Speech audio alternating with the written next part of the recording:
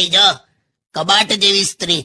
એટલે આ કેમ આવી લાલ ઘૂમ મોડું છે? બ્યુટી પાર્લર માંથી આવીને ફેશિયલ ને થ્રેડિંગ ને બધું કરાયું. એટલે પણ આવી ઝગમગ સાડી પહેરી લાલ ઘૂમ મોડું, આ કોક વોલપેપર પર સૂરજ આથમતો હોય એવું લાગે છે. બહુ સારું. આમ આઈ જો માથે આ કપાળ પર માણસને કઈ રીતે સોજો આવે? અરે ઢીંચું થઈ ગયું છે.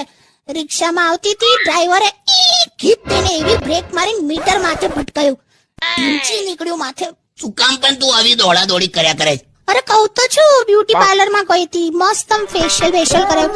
એ સાંભળો ને, આ ગાલ કહેવાય, અને નાક કહેવાય, અને હોઠ કહેવાય, અને આંખો કહેવાય, અને કાન કહેવાય, અને ભમર કહેવાય. પણ આ જે છે ને, આ નાક અને હોઠની વચ્ચેની જગ્યા, આને શું કહેવાય? એને મૂછનું પાર્કિંગ. શું મૂછનું પાર્કિંગ? એ છોકરાઓ માટે હોય, છોકરીઓ માટે થોડું હોય. કેમ તારા મહિમા માસીને તો હતી. મહિમા માસીને એવી મૂછ હતી કે મહેન્દ્ર પ્રતાપ કહેતા હતા એને. ચાવ ને યાર, તું સોંગ વગર ને પેલું